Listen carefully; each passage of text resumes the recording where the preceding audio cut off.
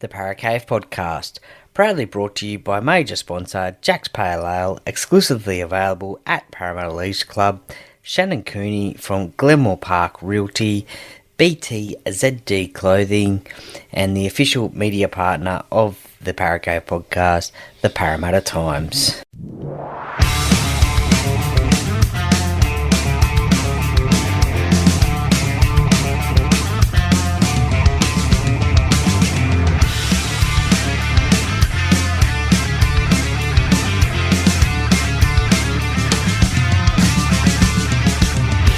Welcome to another episode of the Paracave Podcast. And now over to your host, Troy Warner, broadcasting live from the world-famous Paracave.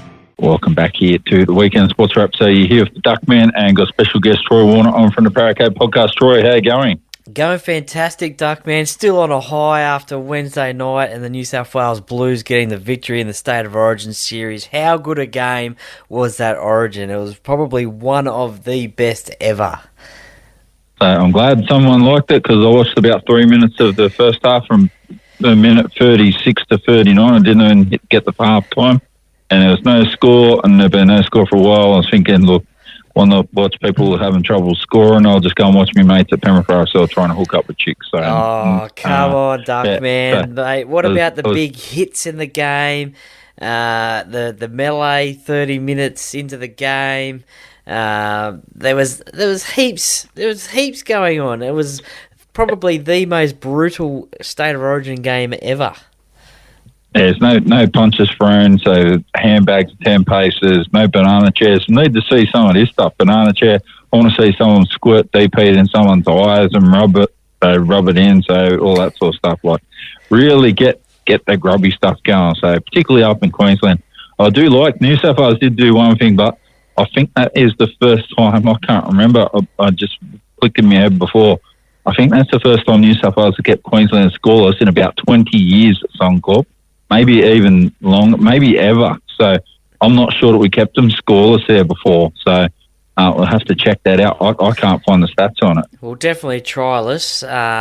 They did score 4 points in the end, but yeah, definitely trialless. I think there was a game in 1995 that actually Queensland won, and that was 2-0. So they didn't score a try in that game either. So, but yeah, unbelievable that in this day and age, a Queensland State of Origin team couldn't even score a try. It was a credit to the New South Wales defence, and both defences were pretty good on the night anyway. Yeah, absolutely. So who ended up getting player of the series, and who do you think should have got player of the series? Because I saw that Dylan Edwards got player of the match, so I didn't see it, but I thought he was exceptional when he came in. So game 2, he had a good game and did a lot of stuff. So he wasn't there for the whole series. It'd be difficult to give it to him for the whole series, but I thought Jerome Lua was good the other night. Angus Crichton, did he win player of the series? It must have been pretty close. Yeah, Angus Crichton got the Wally Lewis medal for the player of the series. As you mentioned, Dylan Edwards got man of the match in Game 3. The unfortunate news for him, or the courageous news for him, I guess you could say, is the fact that he played most of that second half with a PCL tear in his knee. So he'll be out for 2 to 4 weeks for the Panthers, unfortunately, now. But yeah, Angus Crichton got the player of the series, the Wally Lewis medalist, and probably well deserved. In every game he was into doing something and upsetting the Queenslanders, and defence wise he was pulling off some big hits, and he has really come a long way from the last 18 months. At the start of this year, he played the first month of the competition in reserve grade in the New South Wales Cup for the Roosters. So he's definitely come a long way from that. He and Connor Watson actually as well. They played reserve grade at the start of the year. So congratulations to Angus on winning that award. Yeah, absolutely. So I said Penrith should have signed him at the start of the year when the Roosters were talking about letting him go. I was thinking, yeah, do it. Go on, do it. And I reckon Penrith should sign you to replace losing Fisher Harris. So, and they didn't sign him, unfortunately. So the Roosters decided to hang on to him when Fafita. If Fafita had come, I reckon they might have let him go. Yeah, to be well, honest with you. there was I've, that talk, and that was probably another distraction, I guess, for Angus with the talk of David Fafita going to the Roosters. But in the end, he didn't come, and it looks like I'm not 100% sure, but I think he may have re-signed for another year or two. I think it's 2 years at the Roosters anyway. So, but yeah, it would have been a handy pickup for the Panthers, no doubt. They did sign Isaiah Papali'i from the Tigers, so Angus Crichton is probably the back rower of the year at the moment. So that would have been a definite handy pickup for the Premiers. Yeah, now apparently one of the premiers or someone working in politics or something in Queensland and New South Wales, I made some stupid bets, and someone said if New South Wales won, one of the Queensland politicians was going to get a tattoo of Jerome Luai's face or something on his back. So I hope he does it. So that'll be hilarious. Yeah, that would be interesting. I have seen that both the premiers from New South Wales and Queensland, they generally have a bet, and it's generally just wearing a jersey. So just before we came on air, I did see that Stephen Miles, I think it is, the Queensland Premier, he was walking down the main street of Brisbane in a New South Wales jersey. So it's good that he owned up to the bet and wearing that New South Wales jersey up in the main street of Brisbane, down the mall, I think it was. Yeah, that's right. So my question is, years ago, New South Wales pumped Queensland, was 56 points to 16 or whatever in a match. And they said then State of Origin would be dead. So Queensland were really upset, and New South Wales antagonised them as well, right? So they've been pretty arrogant about the win. And Queensland, if I'm right, they won next year. I can't remember when that was exactly. But Brian Fletcher was still playing. I had the hand grenade try and all that stuff.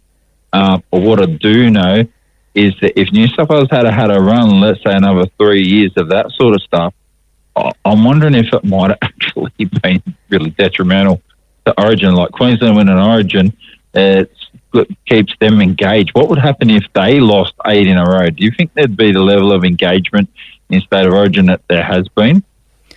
Oh, look, I don't think so. I mean, that was 2000 when the hand grenade and Brian Fletcher famously did that one, and then Queensland ended up winning the series the next year in 2001 with Alfie Langer's return back from England for that last game.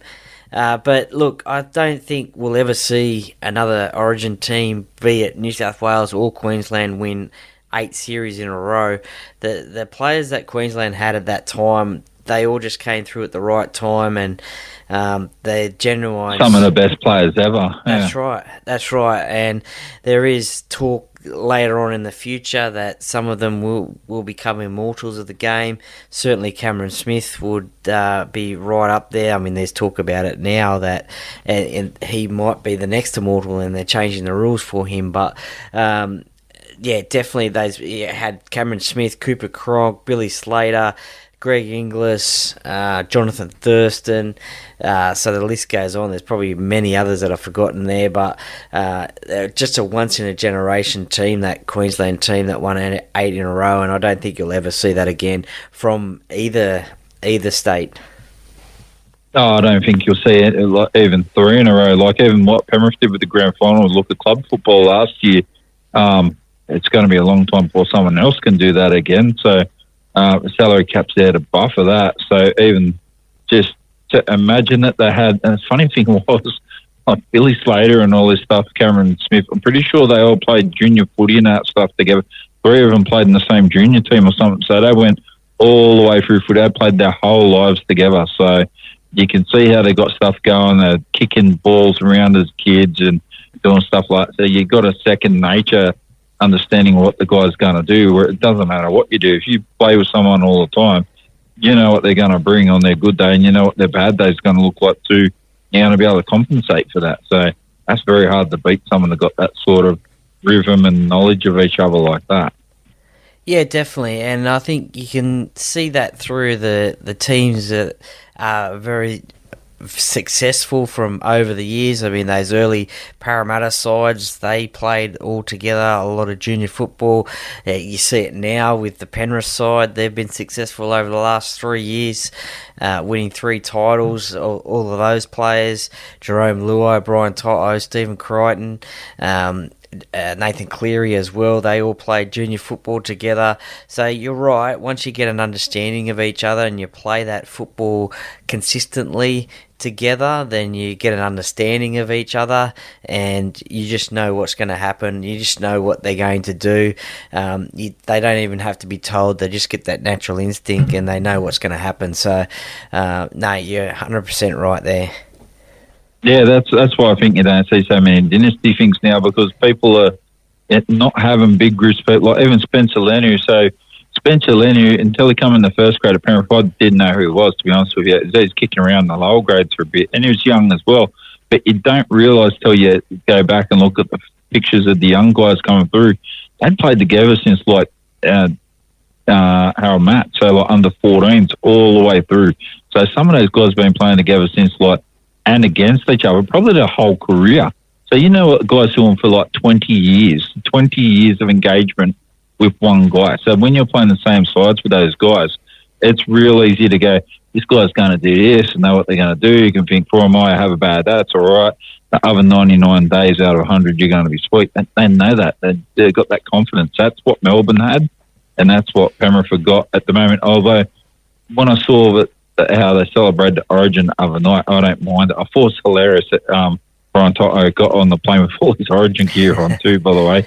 But I just looked at that. I could just tell by New South Wales, I celebrated all the Penrith guys that had played together, had celebrated together, and you could just see right then I just went, and that's the end of the era for Penrith. Like, that Penrith are not going to have, I don't think, any time again the next 20 years what they've just had, because all the guys going to West Tigers next year, and all these other guys are already at other clubs and that, and that's going to continue to keep happening. So they'll continue on their own pathway. They'll always have their brotherhood and all that sort of stuff together, and they'll be close together with Origin, as I imagine they're going to keep playing together over the years. But yeah, you could just tell, all right, well, that's the end of a chapter for them. They're all moving on to other stuff, and that's what happens. So, and Penrith are going to go through the same rebuilding thing in the next couple of years. They will have the next man up like they've been having, but yeah, it's going to be interesting to see what happens in the competition. Someone else, I think, will step up now and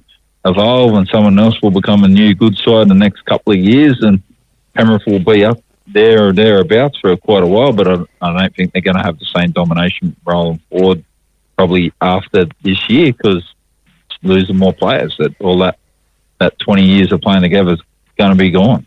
Yeah, possibly, but I mean, you look at someone like the Melbourne Storm, and how many times over the years have yourself and myself and many other rugby league fans said, they won't make the finals, or they won't do anything in the competition because, they've lost Inglis, they've lost, Cameron Smith retired, but they just seem to keep on getting in finals and producing players and, winning comps as well. It's been a few years. 2020 was their last competition win.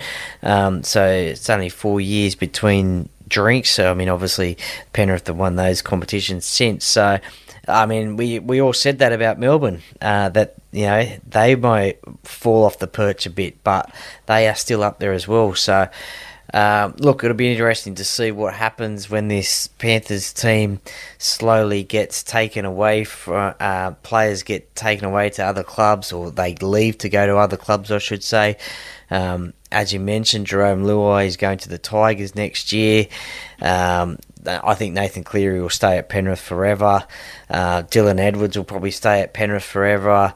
There was a little bit of talk, I think a year or two ago, about Liam Martin potentially leaving, but he stayed. I think all these players will try and do what they can to stay at Penrith, but as you mentioned, the salary cap is one of the things that will try and disrupt them from keeping the same team together.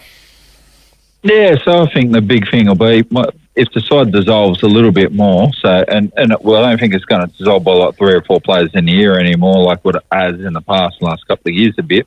But they'll lose a player here and there. I think some of these guys will stick together longer and longer. Once they get a bit longer in the tooth, you might find people like Isaiah Yoda who won premierships, and not just picking him as just a random person. They might want a new challenge to test themselves, like when Melbourne got split because of the salary cap thing. Inglis left straight away and went to the South, and then he got the comp. So he challenged himself, new environment, and it was the right fit. So this is how I could see people like West Tigers and that improving, because some of the Penrith guys have been together forever and a day. New guys coming through, they might go, I need a new challenge to motivate me now. So whatever that might look like. So could mean go to St George, could go to West Tigers, help someone build something different. That's like what I think Jerome Lua is trying to do. So yeah, we might see more in the next couple of years, but it's interesting dynamic mix anyway. Watch this space. 100% watch this space. So, but you're right. So last year I fought for all money. I said at the start of the season, last season I thought the Roosters would win the comp, and they just played bang awful. And Melbourne Storm, when they got to about 10 rounds in, I went, I think Melbourne Storm could win it, because Pappenhausen was on fire. Then he stuffed his knee, like come out of the blue, right? These things happen. And then everything didn't go so good for them. They are smoking it this year at the moment, but we'll see what happens there too. So it's more watch this space as well. So last weekend, we'll blow through these results here quickly. Dolphins beat the Rabbitohs 36 points to 28. What'd you take out of that? So another solid win by the Dolphins, and the Rabbitohs, they've got to worry about that game moving forward. Oh, look, I think it is a costly loss for the Rabbitohs. I think they need to still win every game they play now, and they may or may not. They might just miss out on the finals because of this loss. So it was always going to be tough up at KO Stadium at Redcliffe. The Dolphins, the Wayne Bennett Cup, as people were calling it. But the Dolphins, they just keep on surprising people, I think, and getting victories and hanging in there at this time of year, and they may make their first finals appearance in the NRL, which will be great to see. But a costly loss for the Rabbitohs. As I said before, they will probably need to win every single game now. Results go their way, and they may just make the top 8, but I think they'll miss the top 8. Yeah, I think they're going to miss the top 8. What Rabbitohs pretty much need now, they need to hope that all the top couple of sides win all their games that aren't against South as well, just to really pile up the pressure on the team below them. So they really need to hope that all the sides buckle between probably 7th and about 12th on a regular basis. This next game out will probably help South's cause a little bit. The Tigers went down in a close one, 58 points to 6 against the Sharks. So the Sharks, they look good again. Mentally, I think Nico Hines, seriously, I know he's out injured now. Mentally, he needs to get some help, right? Because he's had a tough year with State of Origin again, playing the first game. Didn't have a great game on the back of what happened last year, and he's got personal things going on as well. I genuinely think he needs someone to give him some guidance through all this stuff, because he can be a superstar still, and I just think it might be in his head a little bit. He's got to get over it. Some of the things that have been busting him up, not even personal things, so just on the footy field. So he hadn't had success in State of Origin, had a bit of an off game. Maybe the expectations too high. I wouldn't know. Like the money is on. I think you need to be able to turn up and turn it on a bad day and on a good day as well. So I don't know how the Sharks work around that, but they need him to fire if they're going to be a serious threat this year. That it was a good win against West Tigers, but it was West Tigers, and West Tigers aren't playing that good either. On a side note, Lachlan Galvin was very good for West Tigers the other day, like as a sports lunch last week. And Gal and also Mark Carroll said, how bad would you be if you're a West Tigers player and your 19-year-old young guys in his first year is carving it up and showing he's one of the best players on the side, and they've got these experienced guys that aren't aiming up at all. But how do West fix their problem at the moment? I don't know, to be honest. I mean, they are going to get a winning State of Origin 5'8" next year, that may help them a little bit, but I don't know about this year. I think this year's way gone. Look, they've just got a lot of young players in their side. They've got this contract drama going on with Big Stefano as well, if he's going to stay or if he's going to go. We've seen today, I think Robbie Farrow is going to be leaving the Tigers at the end of the season, I think it is. Benji's in his first year of head coaching for the Tigers. They've had 3 wooden spoons in a row, I think it is. So they it's tough times at the Tigers. I don't know how they're going to turn it around. They need to try and attract some more high-profile players to their club. They need to work out who they want to keep. It's just very hard for them at the moment. In relation to the Sharks, losing Nico during the week before the game was a big loss, but they certainly didn't need him against the Tigers, obviously, because 58 points to 6. But I think this injured time, whilst he's injured, I think that's a good time for him to maybe just go away a little bit from football and maybe just get in the right headspace. As you said, he's got a lot going on at the moment. A shout out to Nico as well, because I think him and Steve Price and Daniel Holdsworth, I think, the assistant coaches at the Sharks, I think they talked a potential jumper off the Seacliff Bridge in Wollongong. They talked him not to do that and coaxed him out of it. So that's a great thing, and a shout out to Nico and Daniel and Steve Price for doing that. Look, tough times for Nico on and off the field. Yeah, so that was literally, I'm pretty sure it was the day after the Titans game, I think it was, or might have been on the day of the Titans game. But this happened, I couldn't believe it when I heard it. So I read it in the paper last week, went, oh, well, it's just that those things stick in your mind as well, right? So I know he's done a positive thing, but they can erode away at you if you're feeling a little bit low yourself. So, I do hope that someone, he needs guidance of an older, but probably not even someone tied him in the club, someone that's not playing anymore, that's been through some turmoil. I'd be thinking someone like Nathan Highmarsh, actually, that hasn't won a comp but played a long time and gone through a bit of drama and that stuff himself, might be able to help guide him through, or a Mark Geyer, or someone that's been through a bit, like Sam G went through all that stuff when Ben Alexander died. Someone's got to grab him and work with him a little bit, just on the mental stuff. So he's a good player, right? He's not where he is by accident. So they just need to help him get through all the bumps and that stuff. I don't know. I don't know how he'll get through it, but he does need some help. And I do think it needs to be external from the club, because he just needs someone that's been in these positions before to get him through it. The next game there, so one you'd be not very happy about. I've seen it the other day. Can we skip this one? Or nah, it's all good. All good. Yeah, so Titans got a 24-16 win over the Eels there, obviously, but so the Titans, they are aiming up really good. I said at the end of last year, I thought they'd finish at about 11 for 12 or something this year, and it looked like they're going to go pretty close. I don't think they'll make the top 8. I think they bombed too many at the start of the year. They've had a lot of close losses, but close loss is still a loss, unfortunately, for them. Like, you're not going to pin your good year on your close losses, but I think Des Hasler's turning it around, and he's getting the right mix of things that he wants. Is he got the right halfback, but is the question, because people are saying Jaden Campbell now should probably go in the 5'8". Well, Jaden Campbell did play 5'8" in this game, and he had an absolute blinder. He was probably the man of the match in this game. He kicked some great 4-from-4 conversions, and some of those were from the sideline. One of them was most notably after he had some pickle juice, and that didn't go down too well. He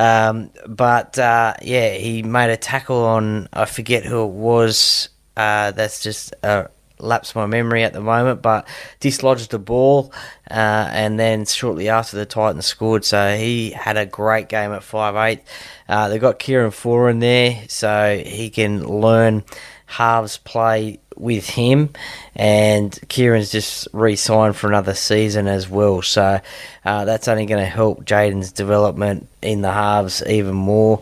And then you've got players like Keanu Kinney, who is lighting it up at fullback, the young bloke, and you've also got AJ Brimson as well. So fullback as well. So he's been a little bit injured this year, but I think once he's fully fit as well, then Des will have the right tools in place. He'll know where to put these players in what position. And look, I think we're seeing it at the moment with a bit of Des's knowledge of the game and his coaching career. He's slowly generating this team into a winning team. And look, next year will probably be the defining year for the Titans. Des have 1 year under his belt at the Titans. Big Tino comes back from injury. Don't forget he's been out for the season. So they get him back, and I think they may potentially push for a top 8 spot next year. Look, they can miraculously, like the Rabbitohs, win every single game and hope results go their same way, and they may make the top 8 this year, but I don't think so. Yeah, I think it's too big a task for them. I think they'll finish, like I said, about 11th or 12th. That's pretty, and that'll be a fair season considering they were sitting on the bottom there for a while too. Would someone like Brad Schneider be a good fit for them? So I know they've got Kieran Foran, but moving forward, like, he's a good organising halfback. He might be someone that thrives in that, because he's surely not going to want to sit behind Nathan Cleary for the next 5 years in first grade as a backup halfback. He's getting some good, valuable skills, and he's playing a fair bit at the moment too. But if you have to pick Nathan Cleary or Brad Schneider, unfortunately, Brad Schneider's not playing.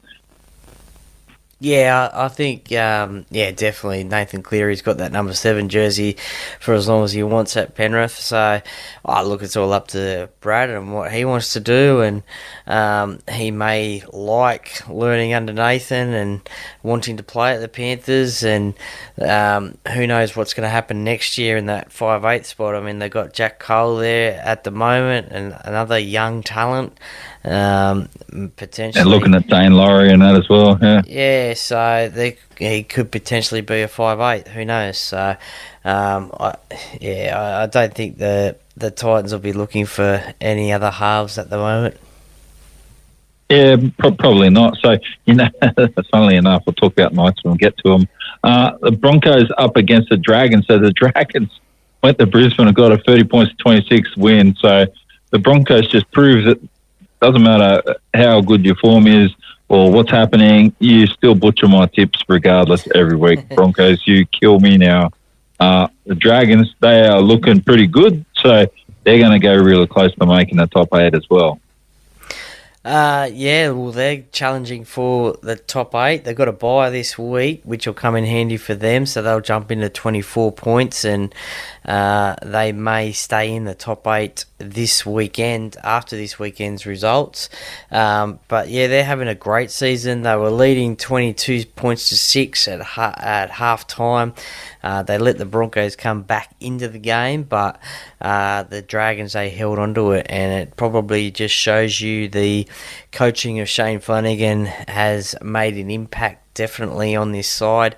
And don't forget too, this game was played without Zach Lomax and Ben Hunt as well for the Dragons, so their 2 best players were out due to Origin. So in saying that as well, the Broncos obviously had their players out with Origin as well, but I guess this would have been a game that the Broncos would have circled, and even during this Origin period as a win, playing at home, and being a grand final side last year, they still had some experienced players in their side. Still had Ezra Mam, Katoni Staggs, Billy Walters, so they still had a sprinkling of that grand final side, so they would have been wanting to win this game, but it wasn't to be. The Dragons got up and they're sitting pretty nice.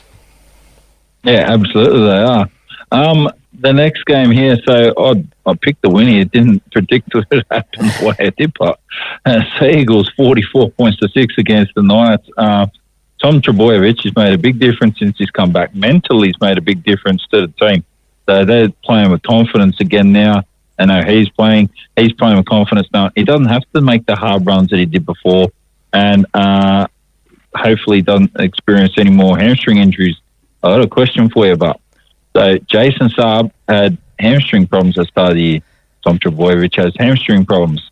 You think there's a treatment problem or something at Manly that these guys got hamstring problems and they just don't seem to be able to overcome it? Is there something wrong there? I don't know. If I knew that, I'd go to the club and help them out, I think. But no, I don't know. Maybe it's just a coincidence. It could be their training methods, perhaps, but then you would think maybe other players would be getting hamstring injuries as well. So it just generally, I guess, it seems to be with the faster players. So as you mentioned, Tom Trebojevic and Jason Saab. Jason Saab's been touted as the fastest man in the league. So yeah, I don't know. Maybe it's just a coincidence. Yeah, it could be just a coincidence there. So yeah, like I said, the Seagulls they burned the Knights pretty hard there the other day. Knights had guys out the Origin. So the Knights, what I was going to say is they're looking for another halfback to go with their other three halfbacks because they don't have enough halfbacks and they think they should sign another one. So why would you want to have four halfbacks? Do they like trying to get people to play different positions after they sign someone? And they're talking about maybe making Kalen Ponga because they're not settled on who the halfback might be. Maybe he might go into the halves as well. Like, just leave the bloke a fullback. Like, seriously. Yeah, no, I can't see Kalen going into the halfback.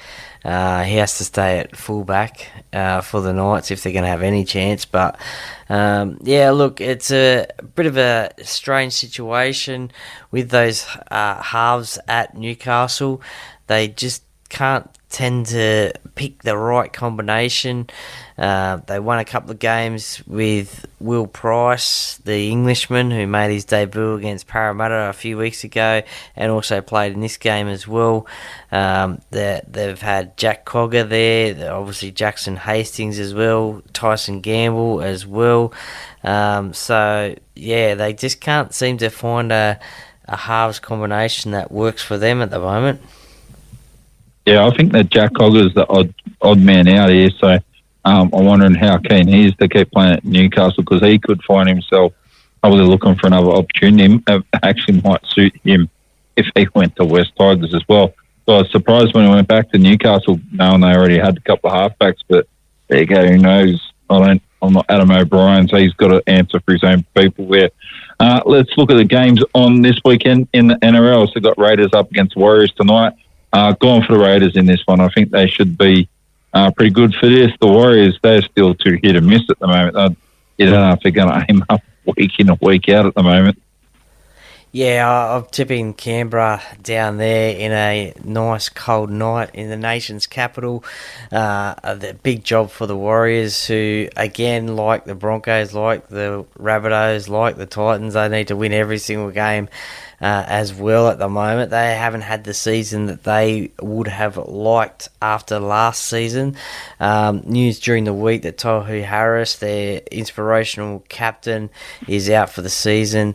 So that's not good news for them, but yeah, I'm tipping Canberra down there on a cold night. Jamal Fogarty returns for the Raiders at halfback after I think about 10 weeks out as well. So that's what I was going to say. What's happening with Jamal Fogarty? And there he goes back because they've done all right without him, but they're struggling. So I don't think they're going to make the top 8 now. They're going to finish mid-table somewhere. Probably between about 10 and about 14, just because they just dropped too much momentum early on, so it doesn't help Jamal Fogarty either. Rabbitohs have got West Tigers. That's tomorrow at 3 p.m. I reckon the Rabbitohs are going to be able to blow through West Tigers, to be honest with you, even without Latrell Mitchell there. If West get a win, they're going to disappoint me because they're going to wreck my tips as well. Just the Rabbitohs, I just think they've just got the momentum at the moment. They've been in pretty good form, and I think they'll be able to carry that on through this game too. Yeah, you'd like to think so, that the Rabbitohs will get this win. This game being played up at Gosford, actually, this weekend, not at a cool stadium, but Cameron Murray, he's been suspended by the NRL for his part in the 30-minute melee for sprinting off the bench. We didn't actually get off the bench. He got up off his chair on the bench and sort of ran down the sideline and got involved. So he's been suspended for 2 weeks.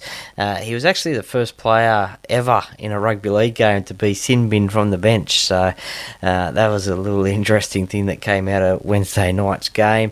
Poor old Mitch Barnett, he was the player that was actually on the field that had to sit out for 10 minutes because of Cam Murray, so you wouldn't be too happy about that one. But, look, I think the Rabbitohs should get this win and get it pretty easy, I think, against the Tigers. Yeah, well, I think Ashley Klein got it wrong, actually, because in soccer, so I'm pretty sure it's the same in rugby league as well. If you get, and is in rugby union, if you sin bin someone and they're on the bench, they're just off the bench. You don't take someone off the field for that. So, but if you send someone off the bench, they stay off your bench as well. So you don't send the player off the field to substitute that. So I think they got that bit wrong. I'd have to check that out for sure. It was an interesting little anomaly. Doesn't happen very often. So I have seen someone whack someone with a banana chair. So I've seen someone get worse than that before, but not in the NRL. So unfortunately, we'll have to wait to see for a banana chair to come out, maybe in the State of Origin next year. And if someone hits someone, I want to see Nate Miles cop the banana chair. So there you go. If you don't like that, 0434 440 443. If the hacking threat IT things all over, well, you'll be able to get through. If not, it'll just build up and I'll read it next week. Knights against the Broncos. That's tomorrow night. The Broncos are not in good form. On the back of the Origin, they're either going to come out burning and turn it on, or they're going to come out flat, and I wouldn't bet on them turning it on, right? So at the moment, even Newcastle got chopped last week, I think the Knights are going to be able to probably get the job done at home against the Broncos. Yeah, look, I am going to tip the Knights in this one. The Broncos, as you mentioned, have been struggling, and again, a crucial game for them. I think they've lost the last 6 games in a row. The good news for them, even though he is well underdone, is that Adam Reynolds is back as captain and halfback for this side. He'll be running out and jumping number 24. It looks like the Origin players are backing up, so Reece Walsh, Pat Carrigan, who had a good game he's probably one of Queensland's best. They'll be in this Broncos side. Payne Haas as well, he'll be backing up on the weekend as well. It's a must-win game for the Broncos. Same for Newcastle as well. This one's at their home ground. They sit on 20 points, so they are 2 points in front of the Broncos, so they're just tapping on the door of the top 8. So two desperate sides to get this win. I'm tipping Newcastle to get the win at home. Yeah, I think they will as well. In the next game, Storm against Roosters. So this is going to be the game of the round, followed closely by the one after that there. But Storm and Roosters, so first, third. At the moment, I think the Storm are going to have the goods. Roosters have got all their guys all rested. But no Joey Manu. He's their X-Factor guy, even though I don't like him. If he doesn't play too many games, the Roosters are going to have a hard time. But they'll be able to get through the games, win games. If he plays, they can get over the top of other players or other teams. And pretty confident if he doesn't play, well, then they come back to being a good side as opposed to an excellent side. So I think the Storm, I don't think they're missing anyone other than Pappenhausen. Is Munster playing? I can't remember, but pretty sure the Storm are going to be able to get the job done, and they're going to choke the Roosters out. So if Roosters are going to win, it's not going to be like one of these 40 points to 6 blowouts like what they've been doing to everyone. Yeah, look, this is going to be the match of the round. First, third, I think it is. Look, the first time they played this year was the week before Anzac Day. The Storm got the win, 18 points to 12, but a lot has happened since then. The Origin players are backing up for the Roosters, so your Lindsay Collins, Angus Crichton, Connor Watson, Spencer Leniu. For Melbourne, Pappenhausen is playing. He's named at fullback. Still no Cameron Munster. He is still out with injury. Harry Grant is backing up as well. So, look, I just think, and Joe Swaliti as well, he comes back into the rugby league fold after his suspension from Origin 1. So, look, I think this is a preview of the semi-finals that we will see later on in the year. I just think that the Roosters, they're getting it right at the right time of year.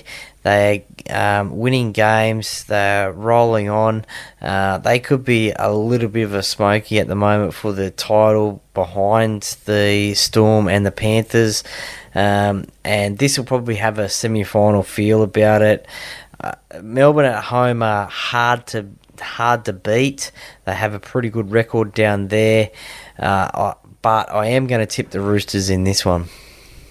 Yeah, there you go. Yeah, well, it goes either way, right? So the Roosters have got some serious firepower on the field to be able to put 40 or 50 points on someone. I just can't see them doing it to the Storm, and I can't see them doing it to Penrith. Other teams I could see them doing it to, particularly if they have an off day. Like I couldn't see you doing it a month for Sundays against either of those other sides. Thought you might get a 16 points to 6 win or something, but I couldn't see you putting 40 or 50 on the Storm or on Penrith. I could see both of them winning a game 4-0 or 2-0. I could see them grinding it down so bad that like you have no football. It'd just be in your face all day. It'd be a hard day out. So yeah, I think the Storm will get the win. I can't remember if I tipped the Storm or the Roosters. Pretty sure I tipped the Storm on the back of the Origin. Now Joey Marnie's out at the moment. Panthers up against the Dolphins. I picked the Panthers for this one there. I think the Dolphins, they've got a good opportunity, genuine opportunity to bounce Penrith here because, well, like I said, Dylan Edwards is out for about 4 weeks, and I think you might find Penrith might sit all their Origin guys out because there's no... I wouldn't be surprised. I think they've all been named to extended bench except for Dylan Edwards. But if the Roosters get the win, maybe Penrith will just go, nah, it doesn't matter. So if the Storm get the win, maybe Penrith will play some of those guys so that it doesn't blow out too far, because they've still probably got a chance to be able to win the minor premiership at the moment, but I don't think Penrith are too fussed if they do or not. The Dolphins, they really need to win. They need to make sure they can shore up a spot in the top 4. That'd be a good result for them if they can come down and get the win in Penrith. Yeah, look, it's going to be a interesting game, I think, probably because you just don't know what you're going to get with the Dolphins. Some weeks they can be up, some weeks they can be down. Hamiso Tabuai-Fidow, he comes back into the fullback after playing Origin. So they've named pretty much their full-strength side. Ewan Aiken is out for the season, unfortunately, from that South Sydney game. So they've got a fair, strong side. Trey Fuller at full interchange, number 17. That's an interesting one. Obviously, he's been playing fullback whilst Hammer has been on rep duty or injured and has lit up the stage. But for Penrith, though, Isaiah Yeo, he's not playing. He has not been named on an extended bench, and we'll probably hear from Coach Ivan Cleary, saying that was always a planned move to rest Isaiah after Origin. Jerome, Bryan and Liam Martin have been named on an extended bench, so closer to game time, they may be included into this side. So the big news for Panther fans is that Nathan Cleary is back after 10 weeks, I think it is, back into his halfback position and captain. Big news for Panther fans there as they look towards the semi-finals and a potential 4th premiership in a row. Yes, Nathan Cleary will just be going through the motions. He just wants to play, needs to get some run in the legs and needs to do it now. It was a smart move when he got injured just to sit him out after he tried to make the comeback. Why burn the guy, right? Didn't need to burn him. Like if Penrith only need to finish in the top 4 to have a serious chance of getting in the comp. So outside of that might have been more hard, but their top 4 get them thereabouts, so where they need to be. Interesting to see how that one goes. The next game here, Seagulls against Titans. I think the Seagulls are playing themselves in the form at the right time, but I think the Titans might step up for Des here and make it really hard. I think that Anthony Seibold is much like Nico Hines. He's got some mental things when it comes to Des Hasler, so he's probably got the the shadow of Des Hasler hanging over him while he's at Manly, and Des coming back. So they're saying, we're making it a welcome back Des Day. So you reckon they're going to be welcoming him with open arms if the Titans come down and knock him off? Well, not if they knock them off. They won't be welcoming him with open arms, that's for sure. But look, I think Des has probably had these games circled at the start of the year when the draw came out as a one that he wants to win, especially being at Brookvale Oval. But they're going to find it tough to do. They do have a reasonable record against the Sea Eagles. They went down earlier this year only by 4 points. But last year at Brookvale Oval, they got the win 26 points to 10. So they do have a fair record against them. But Tom Trbojevic, he goes back to fullback. He played centre last week. Goes back to the fullback position this week with Cooler out injured at the moment. Daly Cherry Evans, he returns from Origin duty, as does Jake Trbojevic as well, the two Origin captains. And Hamoli Olokodwatu, he won't be playing. He's been suspended for a couple of weeks, so we'll see a change there. Possibly Ben Trbojevic off the interchange bench will move into that starting second row position. Look, I think Manly will get the win here on a Sunday afternoon. I'm not too sure what the weather's like, but if it's like last week with the sun shining at Brookvale Oval, full house, I think Sea Eagles will get the win. Yeah, I think it's going to be pretty good weather too, so the Sea Eagles probably will get the win. Interested to see how hard. I reckon the Titans are going to bring it all the way and make it a bit of a grind as well. So I don't think it's going to be like 10-6 or anything. I think Manly's going to have to score and make sure they turn up in defence. Otherwise, they're going to have problems, and the Titans might put a few on them. So the Titans have got some wins this year when they didn't think they would, and other people didn't think they would, and that's been pivotal in how they've played. So we'll see how they go there. All right, Cowboys against the Bulldogs. I think I'd tip the Bulldogs for this one. So because just what Stephen Crichton's done, right, everywhere he's gone, he's been able to just turn around. Though the Cowboys have been pretty good, but Stephen Crichton has really changed the mentality of how Canterbury play this year. And they had some good players beforehand, but he's helped those good players link up and play better. And some of the other guys really turned it on. In North Queensland, I watched how the Cowboys played against Penrith the other week, and they were methodical. They got the job done well. They need to be able to do it all the time, but it's good to do it every once in a while, and everyone can do it against Penrith because they're the premiers at the moment. But can they do it consistently? If they can do it again this week, I think they'll beat the Bulldogs, but can they do it is the question.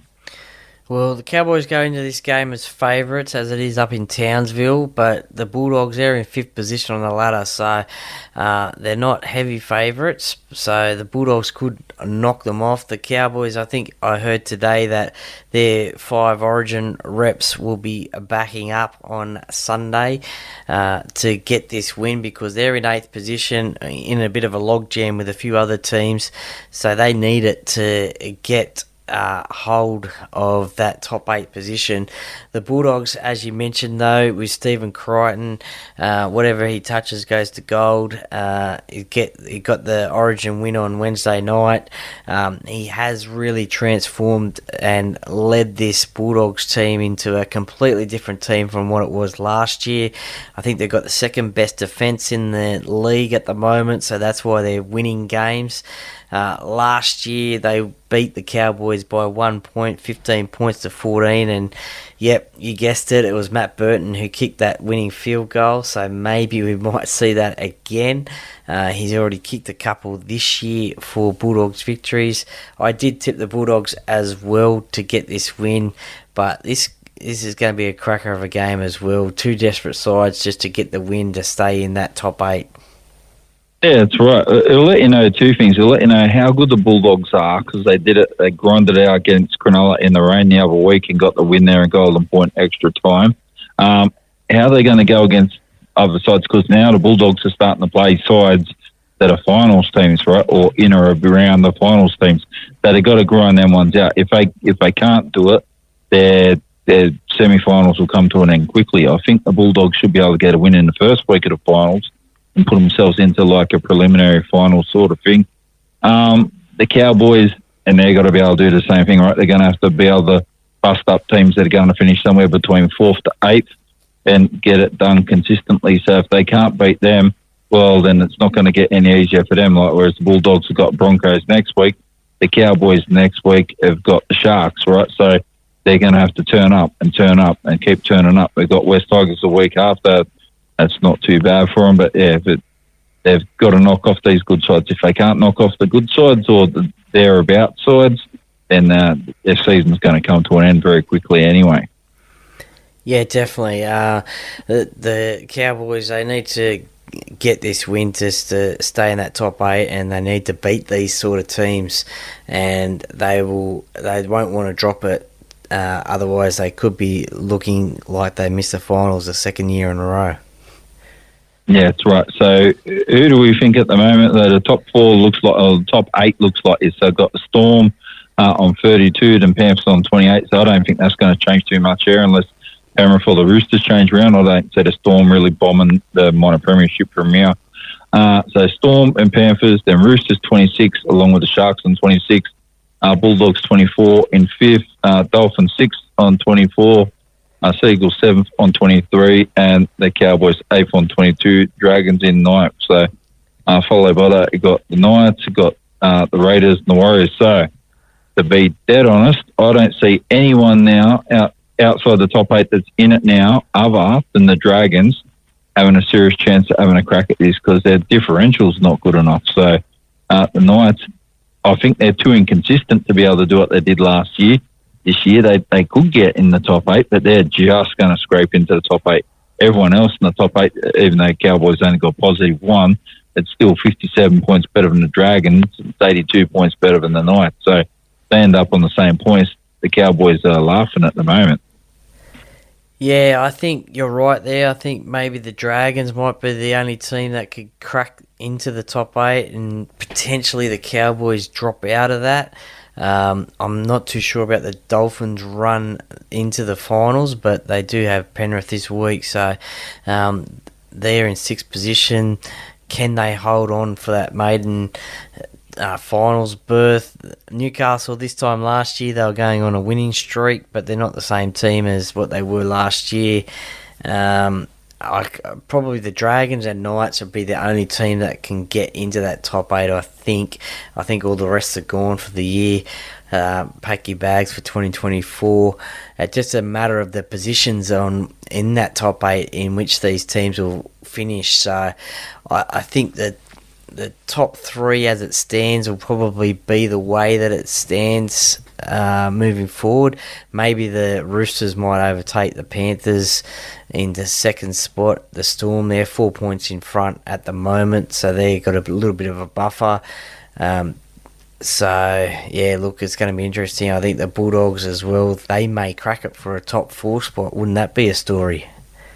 Yeah, or even, so my darkie there in the top 8, the dark horse is the Seagulls. I think they can get in the top 4. Looking at who there is, I think Cronulla might belly it, and they'll stay in the top 8. I just don't know if they can finish in the top 4. Cause it's just the mental stuff when getting smacked by Penrith when they played them a few weeks ago, bad. But how bad would that be in a grand final? Get done 42-6 or whatever. That would be terrible. So they have bottled it when they've come up against the good sides. I wonder how they're going to go when they've got to play against more of these sides. And the Seagulls, well, they pumped Penrith the first time they played them, so Penrith didn't play great. They played pretty good, but they're able to put a lot of points on as well, right? So that I think is going to go in their favour, and they're on 23 points. They're on an odd number of points, so they're going to drop in between sides, so that might work in their favour. Like, they are a fair bit behind the Sharks on for and against, but I don't know, they've got the opportunity. They've got a couple of games coming up where they could pump a couple of teams again. So see what happens in another 5 or 6 weeks' time. Yeah, that's it, and that's a good thing about having a draw in rugby league is you get 1 point each, so it creates that little bit of a oddness in the table, doesn't it? So, bring back the draw in rugby league, I reckon. Well, I think they should. It's not a bad thing to have. So, and both sides have just got to the end. That's what it was. That's what it is. So what have you got on this weekend, Troy, for the Parakeet podcast and everything else? What's going on? Yeah, look, just before I talk about that, I just want to shout out as well to the rugby league community especially. Unfortunately, we lost great commentator David Morrow, who commentated on the ABC and 2GB. Probably two of his most famous calls were in the 1990 Kangaroo Tour, a try to Cliff Lyons and a try to Mal Meninga in that Ashes series. Unfortunately, he succumbed to brain cancer the other day. It was just recently noted that he was fast-tracked into the NRL Hall of Fame. He's also a part of the SCG Hall of Fame as well. So, yeah, very sad news in the way of Australian sport, that is for sure. So, rest in peace, Mr. David Morrow. For the Parakeet podcast, I've got a Origin review Game 3 out at the moment. I'll have a replay chat of this one as well.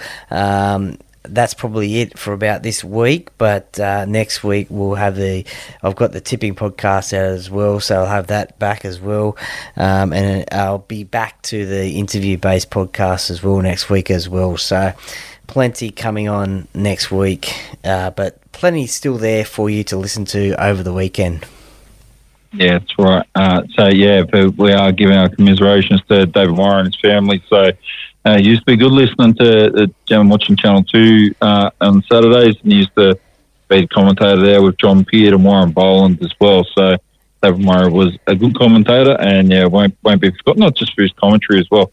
People reckon he's a very engaging guy. I never met him, so I'm not too sure. But a lot of people I know that have met him have a lot of very favourable things to say about him. So it's going to be a big loss to the world as a person, and like his contributions he is made to the world of sports, not just rugby league. He also commentated a lot of horse racing and stuff like that too. So he is an exceptional person, and he'll be sorely missed.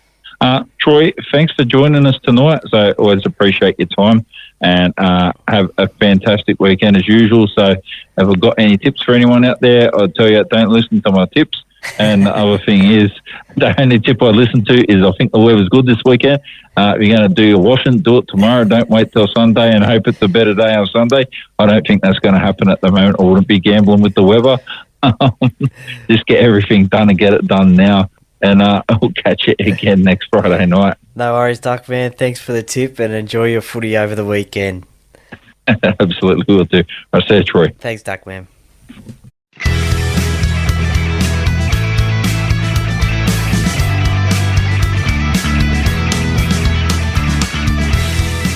Thank you for listening to another episode of the Parakeet Podcast. See you next time.